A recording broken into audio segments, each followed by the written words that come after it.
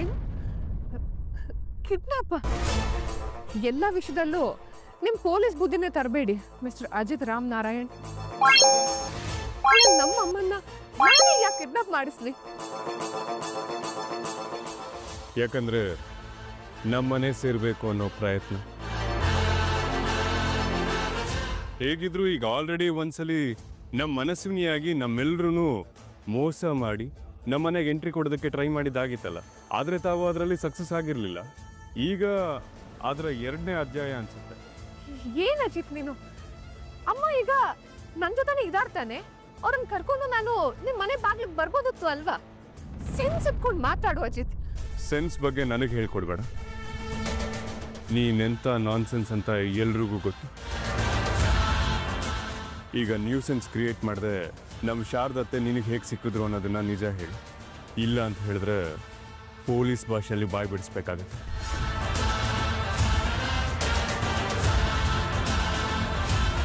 ನನ್ನ ಮನಸ್ವಿನಿ ಅಂತ ಯಾವತ್ತಪ್ಪ ನನ್ನ ಮನೆಗೆ ಕರ್ಕೊಂಡು ಬಂದ್ರೋ ಅವತ್ತೇ ನಾನು ಅಮ್ಮನ್ನ ಹುಡ್ಕೋದಕ್ಕೆ ಸ್ಟಾರ್ಟ್ ಮಾಡಿದ್ದೆ. ಆದ್ರೆ ನನಗಮ್ಮ ಎಲ್ಲೂ ಸಿಗ್ಲೇ ಇಲ್ಲ. ಬೇಲ್ ಮೇಲೆ ಹೊರಗೆ ಬಂದ್ಮೇಲೆ ನಾನು ಮತ್ತೆ ಹುಡ್ಕೋದಕ್ಕೆ ಸ್ಟಾರ್ಟ್ ಮಾಡಿದೆ. ಅವತ್ತು ನಾನು ಹುಟ್ಟಿದ ದಿನ ನೀವೆಲ್ಲರೂ ಆಶ್ರಮಕ್ಕೆ ಬಂದಿದ್ರಲ್ಲ,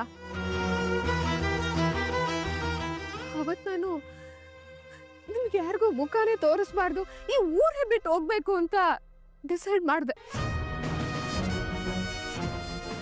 ಆದ್ರೆ ಆಶ್ರಮದ ಹೊರಗಡೆ ನನ್ನ ದೇವತೆ ನನ್ನ ಅಮ್ಮ ನನಗೆ ಸಿಕ್ಕಿದ್ರು. ಅಮ್ಮನ ನನ್ನ ಮನೆಗೆ ಕರ್ಕೊಂಡು ಹೋಗಿ ಸ್ನಾನ ಮಾಡಿಸಿ ಈ ರೇಷ್ಮೆ ಸೀರೆ ಉಡ್ಸಿ ಒಡವೆ ಎಲ್ಲ ಹಾಕಿ ರೆಡಿ ಮಾಡಿದೆ. ಪಾಪ ನಮ್ಮಮ್ಮ ಅದೆಷ್ಟು ದಿನ ಆಗಿತ್ತು ಊಟ ಮಾಡಿ. ನಾನು ನನ್ನ ಕೈಯಾರ ಅವ್ರಿಗೆ ಊಟ ಮಾಡಿಸ್ದೆ.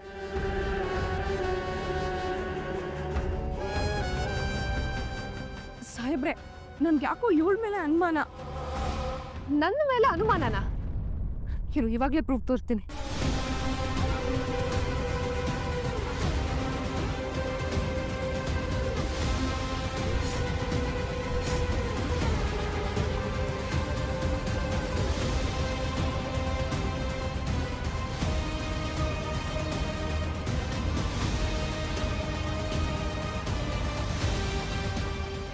ನೋಡು ಅಜಿತ್,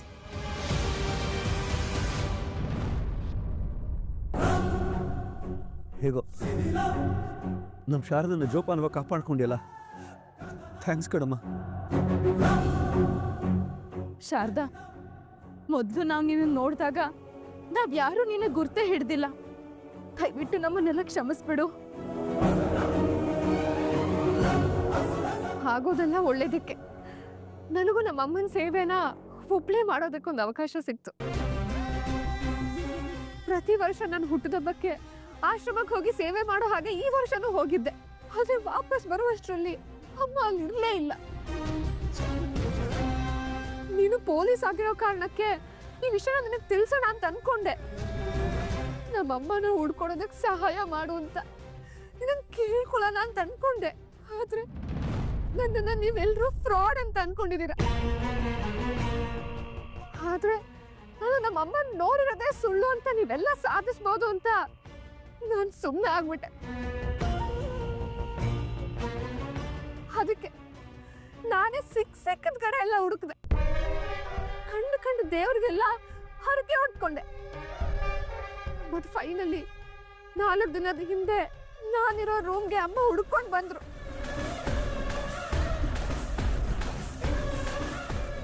ಅವಾಗಿಂದ ನಾನು ನಮ್ಮಮ್ಮ ಒಂದು ಪುಟ್ಟ ಪ್ರಪಂಚದಲ್ಲಿ ಸುಖವಾಗಿದ್ದೀವಿ.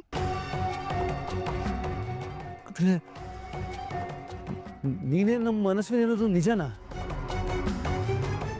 ಆ ವಿಷಯ ಈಗ ಬೇಡಪ್ಪ. ನಾನೇ ಮನಸ್ವಿನಿ ಅಂತ ಒಂದ್ಸಲ ಪ್ರೂವ್ ಮಾಡಕ್ ಹೋಗಿದ್ದಕ್ಕೆ ನೀವೆಲ್ಲ ನನಗೆ ಆದಷ್ಟು ಅವಮಾನ ಮಾಡಿದ್ದೀರಾ. ನಾನು ಏನು ಪ್ರೂವ್ ಮಾಡೋದಕ್ಕೋಸ್ಕರ ಇಲ್ಲಿ ಬಂದಿಲ್ಲ. ನನಗೆ ಏನು ಬೇಕಾಗಿಲ್ಲ. ನಾನು ನಮ್ಮ ಅಮ್ಮನ ಜೊತೆಗಿದ್ರೆ ಅಷ್ಟೇ ಸಾಕು. ಇವ್ರು ಶಾರದಾ ಅಲ್ಲ ಅಂತ ನೀವೆಲ್ಲರೂ ಹೇಳಿದ್ರೂ ಪರವಾಗಿಲ್ಲ. ನನಗೆ ನಮ್ಮ ಅಮ್ಮ ಇದ್ರೆ ಸಾಕು. ನನಗೆ ನಿಮ್ಮ ಅವಶ್ಯಕತೆನೇ ಇಲ್ಲ. ಆದ್ರೆ ಇವಳೇ ನಮ್ಮ ಶಾರದಾ ಅಂತ ನೀನ್ ಹೇಗೆ ಕಂಡು ಹಿಡ್ದೆ? ಅವತ್ತು ನಾವೆಲ್ಲ ಆಶ್ರಮಕ್ಕೆ ಬಂದಿದ್ವಿ ತಾನೆ, ಅವತ್ತು ಸಿಕ್ಕಾಗ ಯಾಕೆ ಶಾರದಾ ಅತ್ತೆ ಬಗ್ಗೆ ಹೇಳಲಿಲ್ಲ? ಈಗಾಗಲೇ ನೀನು ಫ್ರಾಡ್ ಅಂತ ಪ್ರೂವ್ ಆಗಿದೆ. ಹಗಲು ರಾತ್ರಿ ನಾವು ಶಾರದನ್ನ ಹುಡುಕ್ತಾ ಇದೀವಿ ಅಂತ ಗೊತ್ತಿದ್ರು ಯಾಕೆ ನೀನು ಶಾರದನ್ನ ಮನೆ ಕರ್ಕೊಂಬರಲಿಲ್ಲ?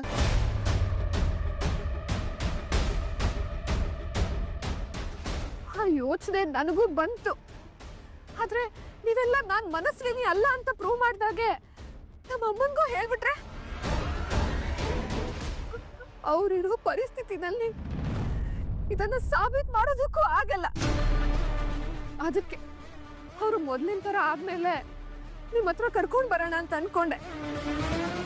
ಆದ್ರೆ ಅಷ್ಟರಲ್ಲಿ ನೀವೆಲ್ಲರೂ ಕಣ್ಣಿಗೆ ಬಿದ್ಬಿಟ್ವಿ.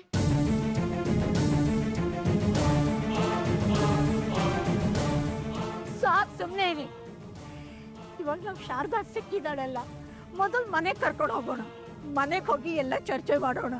ಬನ್ನಿ, ಬಾಮ್ಮ ಬಾಮ್ಮ, ಬಾ ಕರ್ಕೊಂಬಮ್ಮ.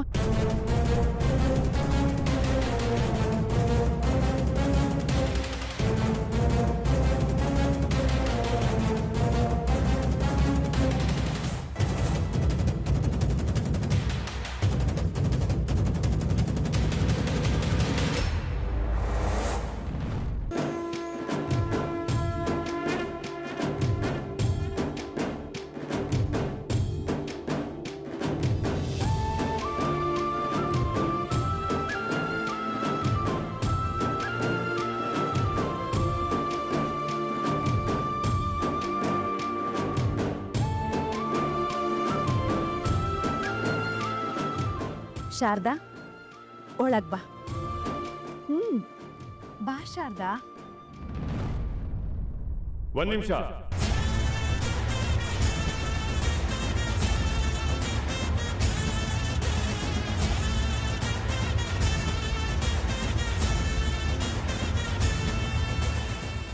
ಈ ಮನೆ ಒಳಗಡೆ ಕಾಲಿಡೋದಕ್ಕೆ ನಿನಗೆ ಯಾವುದೇ ಕಾರಣಕ್ಕೂ ನಾನು ಪರ್ಮಿಷನ್ ಕೊಡೋಣ. ಅಲ್ಲ ಅದೇ ನೋಡು, ಇದಕ್ಕಿಂತ ಹಿಂದೆನೇ ಒಂದ್ಸಲಿ ಮುಸ್ಲಿ ಕಣ್ಣೀರು ಹಾಕಿ ಎಲ್ಲರ ಎಮೋಷನ್ ಜೊತೆ ಆಟ ಆಡಿದ್ಯಾ. ಆದರೆ ಇನ್ನೊಂದ್ಸಲಿ ಆ ಚಾನ್ಸ್ ಕೊಡ್ತೀವಿ ಅಂತ ಕನ್ಸಲ್ಲೂ ಥಿಂಕ್ ಮಾಡಬೇಡ. ಅರ್ಥ ಆಯ್ತಾ? ನೋಡು, ಇಲ್ಲಿಗೆ ಬಂದಿರೋದೇ ದೊಡ್ಡ ತಪ್ಪು. ಈಗ ಮನೆ ಒಳಗಡೆ ಬರಬೇಕು ಅನ್ಕೊಂತಿರೋದು ಅದಕ್ಕಿಂತ ದೊಡ್ಡ ತಪ್ಪು. ಸುಮ್ಮನೆ ಇಲ್ಲಿಂದ ಹೋದ್ರೆ ನಿನಗೂ ಒಳ್ಳೇದು, ನಮ್ಮ ಮನೇಲಿರೋರ್ಗೂ ಒಳ್ಳೇದು. ಶಾರದತ್ತೆ, ನೀವು ಮಾತ್ರ ಒಳಗಡೆ ಬನ್ನಿ. ಅಜಿತ್, ನಾನು ಅಶ್ವಿನಿ ಅಲ್ಲ, ನಾನು ಮನಸ್ವಿನಿನೂ ಅಲ್ಲ. ನನಗೆ ಕಂಪ್ಲೀಟ್ ಕ್ಲಾರಿಟಿ ಇದೆ.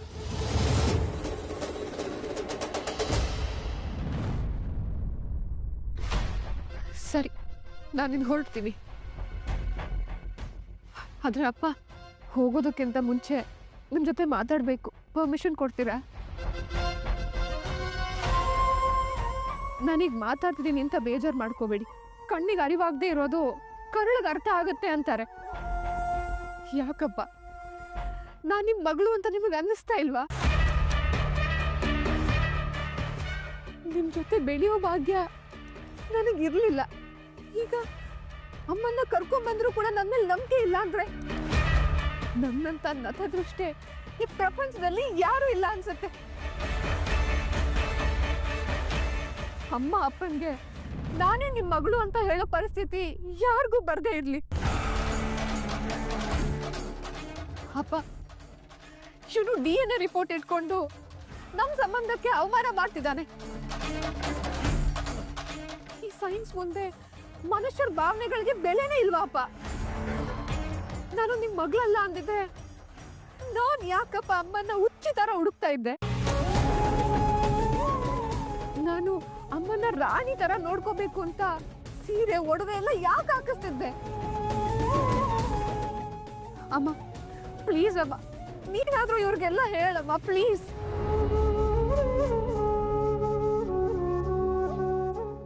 ಆದರೆ ಒಂದು ಕರೆಕ್ಷನ್ ಅಶ್ವಿನಿ, ಯಾವುದೇ ಕಾರಣಕ್ಕೂ DNA ರಿಪೋರ್ಟ್ ಮಾತ್ರ ಇಟ್ಕೊಂಡು ನೀನು ನಮ್ಮ ಶಾರದಾತ್ತೆ ಮಗಳಲ್ಲ ಅಂತ ನಾನು ಹೇಳ್ತಾನೆ ಇಲ್ಲ. ನಿನ್ನ ನಡೆ ನುಡಿ ನಡವಳಿಕೆ, ಇದು ಯಾವುದನ್ನು ನಮ್ಮ ಶಾರದತ್ತಾಗೆ ಕಂಪೇರ್ ಮಾಡೋದಕ್ಕೆ ಆಗೋದೇ ಇಲ್ಲ. ಅವ್ರ ಉತ್ತರ ಆದರೆ ನೀನು ದಕ್ಷಿಣ. ನೋಡು, ನೀನು ಹೇಳಿದ್ದೆಲ್ಲ ಕೇಳಿಸ್ಕೊಂತು ಅಂತ ಹೇಳಿದ್ರೆ ನನಗೊಂದು ಕ್ವಶನ್ ಬರ್ತಿದೆ. ನಿನಗೆ ಶಾರದತ್ತೆ ಅಮ್ಮ ಅಂತ ಹೇಳ್ತಿದ್ಯಾ ಅಲ್ವಾ? ಅಮ್ಮನ್ನ ನೋಡಿದ ತಕ್ಷಣ ನಿನಗೆ ಚಿಕ್ಕ ವಯಸ್ಸಿಂದ ಅವ್ರನ್ನ ಕಳ್ಕೊಂಡಿರೋಂಥ ದುಃಖ ಉಕ್ಕಿ ಅರಿತಾ ಇದೆ ಅಂತ ಹೇಳ್ದೆ ಅಲ್ವಾ? ಹಾಗಿದ್ದಾಗ ವಿಡಿಯೋ ಏನಕ್ಕೆ ಮಾಡ್ತಿದ್ದೆ? ಅದನ್ನ ಬೇರೆಯವ್ರಿಗೆ ತೋರಿಸ್ಬೇಕು ಅಂತನಾ, ಪ್ರೂಫ್ ಆಗಿ?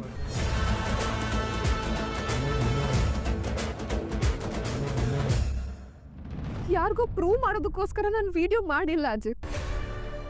20 ವರ್ಷ ಆದ್ಮೇಲೆ ನನಗೆ ನಮ್ಮಮ್ಮ ಸಿಕ್ಕಿದ್ದಾರೆ. ಒಂದು ದಿನಾನೂ ಅವ್ರು ನನಗೆ ಕೈ ತುತ್ತು ತಿನ್ಸಿರೋದು ನನಗೆ ನೆನಪೇ ಇಲ್ಲ. ಆದ್ರೆ 20 ವರ್ಷ ಆದ್ಮೇಲೆ ನಾನು ಅವ್ರಿಗೆ ಕೈ ತುತ್ತು ತಿನ್ನಿಸ್ಬೇಕು ಅಂತ ಅನ್ನಿಸ್ತು. ಅದನ್ನೇ ಕೈ ತುತ್ತು ತಿನ್ನಿಸಿ ವಿಡಿಯೋ ಮಾಡಿಕೊಂಡೆ. ಈಗ ನೀನೇ ಯೋಚನೆ ಮಾಡು ಅಜಿತ್, ಮನೆಯಲ್ಲಿ ಬರ್ಡೇ ಸೆಲೆಬ್ರೇಷನ್ಸ್, ಆನಿವರ್ಸರಿ ಇಷ್ಟೆಲ್ಲ ನಡೆಯುತ್ತೆ. ಎಲ್ಲದಕ್ಕೂ ವಿಡಿಯೋ ಮಾಡ್ತೀರಾ ತಾನೆ? ಇದನ್ನೆಲ್ಲ ಯಾರಿಗಾದ್ರೂ ಪ್ರೂವ್ ಮಾಡೋಕ್ಕೋಸ್ಕರ ಮಾಡ್ತೀರಾ? ಇಲ್ಲ ತಾನೆ ಅಜಿತ್? ನಮಗ್ ಬೇಕಾದಾಗ ಇದನ್ನೆಲ್ಲ ನೋಡಿ ಖುಷಿ ಪಡೋದಕ್ಕೋಸ್ಕರ ವಿಡಿಯೋ ಮಾಡ್ಕೋತೀವಿ ಅಷ್ಟೇ. ಅಜಿತ್, ನನ್ನನ್ನು ಒಬ್ಳು ಮನುಷ್ಯನಾಗಿ ನೋಡು ಪ್ಲೀಸ್. ನನಗೂ ಮನ್ಸಿದೆ ಅಜಿತ್.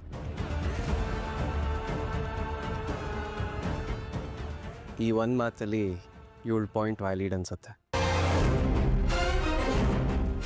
ಸಾರಿ ಬ್ರೋ, ನಾನೀಗ ಹೇಳ್ತಾ ಇದ್ದೀನಿ ಅಂತ ಬೇಜಾರು ಮಾಡ್ಕೋಬೇಡ.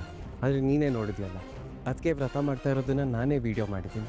ಅದು ಯಾರಿಗೂ ಪ್ರೂವ್ ಮಾಡಬೇಕು ಅಂತ ಅಲ್ಲ, ನನ್ನ ಖುಷಿಗಷ್ಟೇ ಮಾಡಿತ್ತು.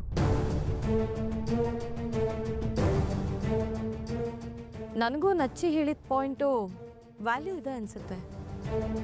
ಈಗ ಏನೇನಾಗಿದೆಯೋ ಅದನ್ನೆಲ್ಲ ಪಕ್ಕಕ್ಕಿಡೋಣ. ನಾನು ಹೇಳ್ತಿರೋದಿಷ್ಟ ಎಲ್ರಿಗೂ, ಅಶ್ವಿನಿ ನಮ್ಮ ಮನಸ್ವಿನಿ ಆಗಿರೋದಕ್ಕೆ ಚಾನ್ಸೇ ಇಲ್ಲ. ಇದು ನನ್ನ ಇನ್ಸ್ಟಿಂಕ್ಟ್ ಹೇಳ್ತಾ ಇದೆ. ದಯವಿಟ್ಟು ಎಮೋಷನಲ್ ಆಗಿ ಥಿಂಕ್ ಮಾಡೋದು ಪಕ್ಕಕ್ಕಿಟ್ಟು ಪ್ರಾಕ್ಟಿಕಲ್ ಆಗಿ ಥಿಂಕ್ ಮಾಡಿ. ಶಾರದತ್ತೆ ಸಿಕ್ಕಿದಾಗಿದೆ ಅಲ್ವಾ? ನೀನು ಯಾವುದೇ ಕಾರಣಕ್ಕೂ ಈ ಮನೆ ಒಳಗಡೆ ಕಾಲಿಡೋ ಹಾಗಿಲ್ಲ. ಕಾಲಿಟ್ರೆ ಇವಳು ನನ್ನ ಮಗಳು. ಮಾವ, ಏನು ಮಾತಾಡ್ತಿದ್ದೀರಾ ನೀವು? ನೋಡು ಅಜಿತ್, DNA ತಪ್ಪಾಗಿರ್ಬೋದಲ್ವಾ? DNA ಬಗ್ಗೆ ನಾನು ಅಷ್ಟು ತಲೆನೂ ಕೇಳಿಸ್ಕೊಳ್ಳೋದಿಲ್ಲ ಅಜಿತ್. ಈಗ ಎಷ್ಟೋ ಸಲ ಡಾಕ್ಟರ್ಗಳು ಈ ಕಾಯಿಲೆ ವಾಸಿನೇ ಆಗಲ್ಲ, ಈ ಪೇಷಂಟ್ 1 ವಾರಕ್ಕಿಂತ ಹೆಚ್ಚಾಗಿ ಬದುಕೋದಿಲ್ಲ ಅಂತ ಹೇಳಿದ್ಮೇಲೂ ಅಂಥ ಪೇಷಂಟ್ಗಳು ವರ್ಷಗಟ್ಟಲೆ ಬದುಕಿರೋದನ್ನು ನಾವೇ ನೋಡಿಲ್ವಾ? ಇದು ಹಾಗೆ ಇರ್ಬೋದು. ಅದನ್ನ ಹ್ಯೂಮನ್ ಎರರ್ ಅಂತಾರೆ. ಅದು ಬರೀ ಮೆಡಿಕಲ್ ಕ್ಷೇತ್ರ ಅಲ್ಲ. ಶ್ರವಣ್, ಹೀಗೆಲ್ಲ ಮಾತಾಡಬೇಡ. ಇದಕ್ಕೋಸ್ಕರನ 20 ವರ್ಷದಿಂದ ನೀನು ಕಾದಿರೋದು? ಅಜಿತ್, ನೀನು ಎಲ್ಲರನ್ನೂ ಒಂದೇ ದೃಷ್ಟಿಕೋನದಿಂದ ನೋಡಬೇಡ ಕಂದ. ಸ್ವಲ್ಪ ಸಮಾಧಾನ ಮಾಡ್ಕೊ. ಅಲ್ಲ ಅಜಿ, ಅಜಿತ ಪ್ಲೀಸ್ ಕಣೋ, ನಿನ್ ಕೈ ಮುಗಿತೀನಿ ನೋಡು. ಏನೇ ಇದ್ರು